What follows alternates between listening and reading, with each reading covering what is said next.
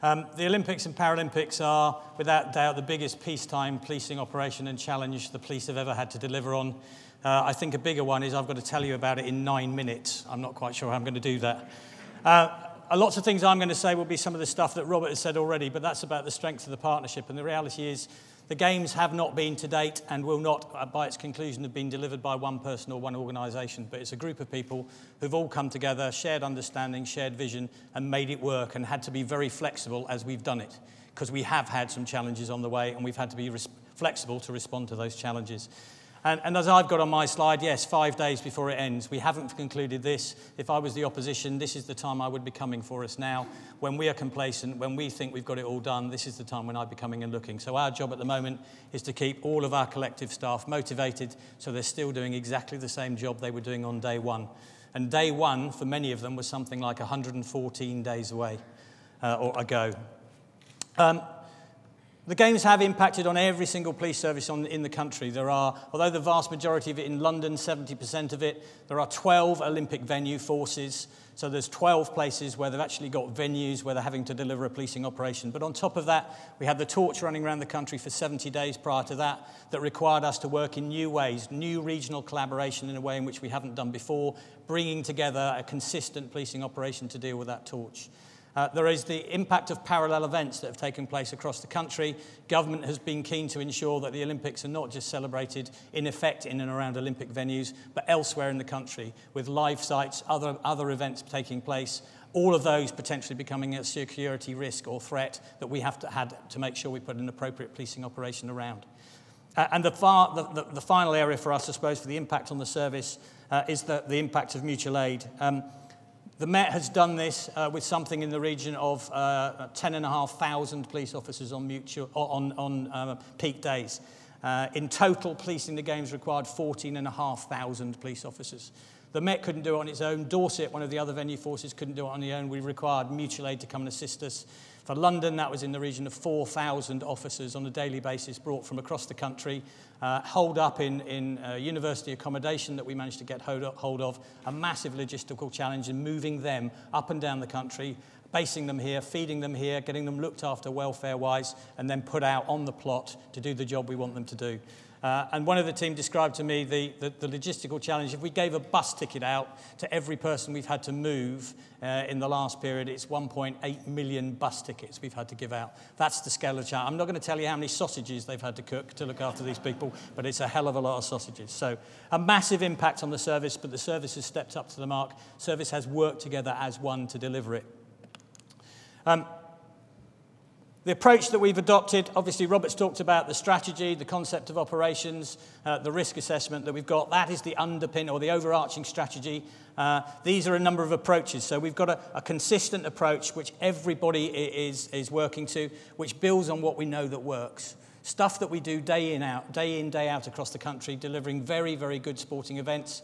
We use that as the basis. Clearly, there were some gaps, and I'll talk about how we filled those gaps, but the concept of local command, gold, silver, and bronze being the various command structures in each of the 12 force areas, we put that in. The concept of multi-agency or partnership working, us together with the other emergency services, together with LOCOG, who are the event organizer, working very, very closely, that underpinned everything that we did. The roles and responsibilities are exactly as per the national guidance. That's in the green guide, the purple guide. That is, the people who are organising the event, the people who are responsible for the stadia are responsible for the security inside. So they need to put in place the necessary security measures. We work very, very closely with them, but it is their responsibility. So LOCOG have the venues, and they employed a combination of private security, G4S, and also the military to look after that. We had a minimal policing presence inside the venues, a bronze commander working alongside the venue general manager of LOCOG so that we knew exactly what was going on. In day running, it was LOCOG's responsibility to run it. In the event of any major incident, the police bronze commander would take over. Police gold commander would then take responsibility and call in whatever asset they required to the venues. And thankfully, so far, we haven't had to do very much of that, but we have got that capability if it's required.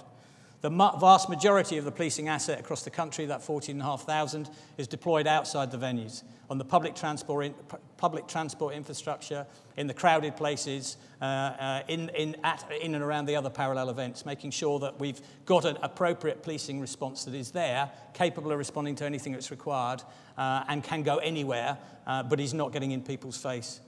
Third area is our planning assumptions around the threat level. All the way through, we knew that the biggest threat was going to be terrorism. So the planning assumption for the Olympics was that the threat level would be at severe, because that's what it had been throughout the majority of the period that we planned the Games. But for the Paralympics, the threat level would be at substantial. Although, actually, as it's turned out, it has been at substantial throughout the whole of the period, it was far easier to make sure we had the right resources in place and then downgrade them than last minute have to bring resources to the fore. So it was the right planning assumption to have. The fourth one of those just is a really important one for me. Robert mentioned it, the importance of the sport being centre stage. We said, and I've said all the way along in the 4 years I've been doing this job, we wanted to make sure that the focus was on the sport, the focus was on the athletes. So this was a sporting event with a security overlay. It was not a security event in which a bit of sport was going to get played. And thankfully, up until now, I think we've managed to get that balance just right. When people go in, there is security, it's clearly there, it's visible, but it's engaging, it's talking to people, people understand it, it's not oppressive, it's not in your face, and certainly the feedback that LOCOG have had, the feedback we've had has been very, very positive about the approach that has been adopted, and long may that continue. And the last one, which people smile at, are Blue Games. Yes, there have been a hell of a lot of military deployed on the Games, but they have been deployed inside the venues, which is what we always said. The police service have continued to police the streets of the United Kingdom. There are no plans to have the military on the streets of the UK. It's a policing response. It's a Blue Games, and that was very, very important for us. And that, again, is what we've delivered throughout the time to date. There are some new things we had to put in place. My role, National Olympic Security Coordinator, not been done before. My job in the planning phases was to pull the response together from all of the Olympic forces and from the police force generally to ensure that we had that consistent approach, to ensure that when I was talking to government, I was talking, in effect, as a representative of the police service, able to bring the police service to the table and provide government with a police service's view and, in effect, that common information picture. In Games time, my job has been to do exactly the same. Support the 12 goal commanders. This is a locally commanded operation, coordinated centrally. So my job has been to support those 12 goal commanders to make sure they can deliver on the ground, to make sure that they can respond to anything in a consistent way nationally if anything had occurred, and I can provide any support that they need or any additional asset that they need by calling upon it from other places in the country. Equally, my job was to work with government and provide that one face to government. So government wasn't having to speak to 12 goal commanders, they spoke to one person. And to assist me in that regard, and it was multi-agency, National Olympic Coordination Centre was created on the 12th floor and is still operating. It's been on the go since the 17th of May and will continue through until the 12th of September. Multi-agency, 18 different organisations in there, not only police, but fire, ambulance, UK borders, soccer, I could go on. A range of different organisations, which means I know exactly what is going on nationally and can provide that position to government in the event of any crisis. And again, we can mobilise any support to anybody in the country if they need it to make sure we're focusing on delivering a safe and secure Games. The other thing that we built when new was the Olympic Intelligence Centre, one place where all the intelligence, all risks, all threats, all hazards came together in one document. First time we've done that. Normally counter-terrorism has been slightly different. It's been in different documents. We brought it all together, and that's been operating for some considerable time, has been very, very effective. Thankfully, the intelligence hasn't been anywhere near what we expected it to be there, or what we expected to come, but the Intelligence Centre has done a really good job in providing that one common base that everybody works off, which links in with the local intelligence structures. National Protection Coordination Office, Metropolitan Police looks after the coordination of people nationally, but this was a big challenge for us. It's the biggest protection operation we've ever had to do, probably twice the size of anything we've ever done in the past. G20 was the previous biggest. I think at its peak we had something in the region of 100 protected people that we had to look after. And when most of them were all on one night, which was the opening ceremony, you can see the scale of the challenge for us. International Liaison Unit, just recognising the importance of the international community, providing them reassurance with what we're doing, providing them with visits, providing them with a daily briefing about exactly what was going on, and that daily briefing is still continuing at the moment. So a very, very important unit. And the last one is just an example of a new unit that we put together, Combined Response Firearms Teams, a tactical response. So I'm conscious of the time. Activity to manage the risk, very, very briefly. Terrorism, you've heard about it. Design insecurity to start with. Then you put a fence line around the outside. You defensively search it. You search everybody that's going in. And then you put layers of security on the outside. Common way of dealing with terrorism and defeating terrorism. That's exactly what we've done in relation to the games. Most important bit, we were able to design insecurity right at the very start.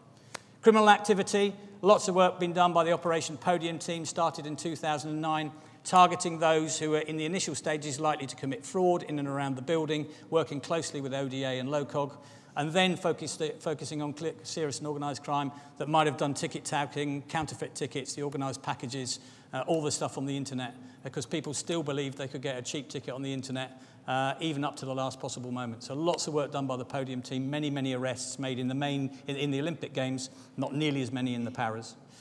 Public protest and domestic extremism. Again, protest, an extremely important part of our democracy, but it is a conditional right.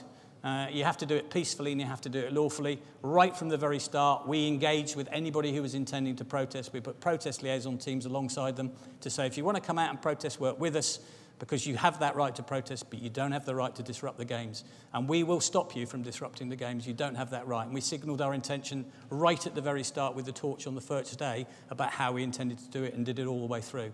And again, worked very, very closely. What people won't know is on every single day of the Olympics, there were a large number of protests in London. Every single day they happened, but none of them impacted on the games. So, my summary, it's not over yet. There are still 5 days to go, so we must not be complacent. The most important thing is that partnership, the strength of that partnership and the relationships that we've built over a number of years, not in main part because of all the testing and exercising we did. The fact that we challenged each other, we put each other in various rooms and made sure they had to make difficult decisions. That brought us all together.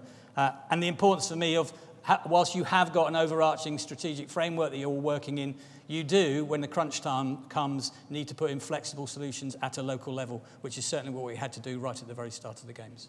That's it for me. Thank you very much indeed.